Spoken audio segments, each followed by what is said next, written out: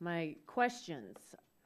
First, the Secretary has refused to release any more enrollment reports after the one they released in May. Do you think continuing the issuing of these reports to Congress and the public would be helpful?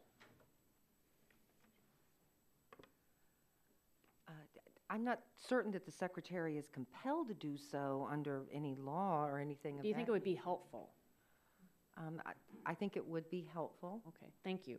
After your analysis of the federal marketplace and the two state marketplaces, do you think these exchanges are able to start reporting on who has actually been paying their premiums?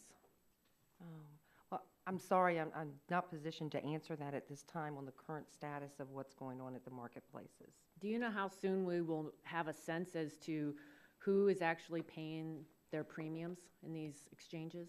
Mm-hmm. Well, we do have a variety of work that's planned and underway looking at further operations of the marketplaces.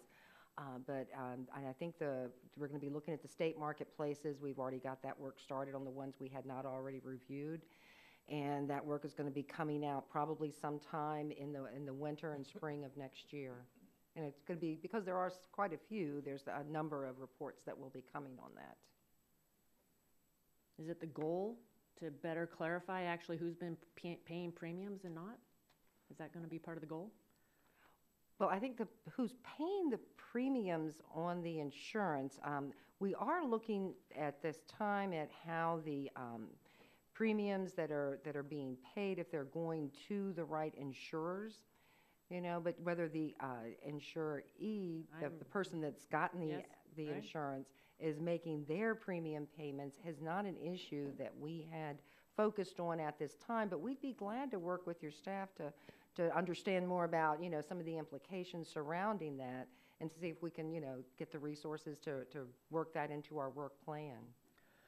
Now, I know that your report focused on the federal marketplace and the state marketplaces in Connecticut and California.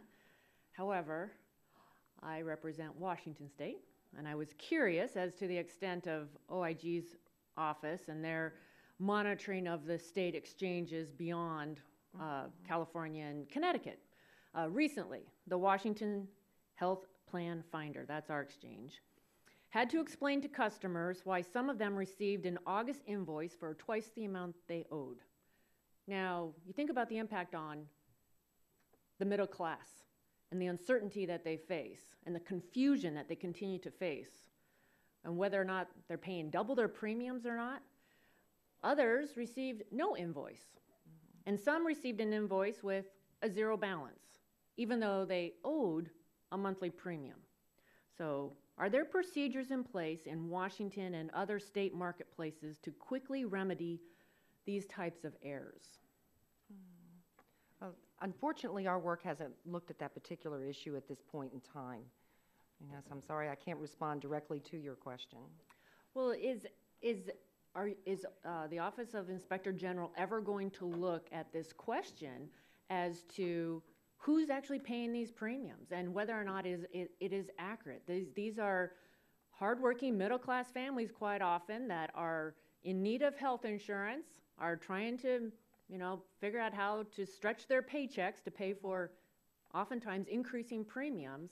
Are we ever going to assure them that they're actually paying accurate premiums, or how are we going to address when there's a double bill and those kind of issues?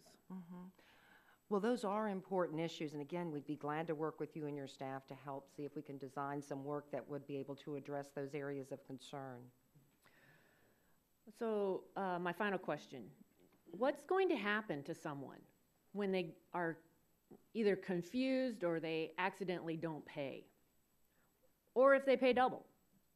Whatever the situation, are they going to be cut from coverage, or will they receive a refund? How is this going to be remedied? Mm-hmm. I'm sorry, if you could just help clarify for me. Okay, my question is, you're an individual. Yes.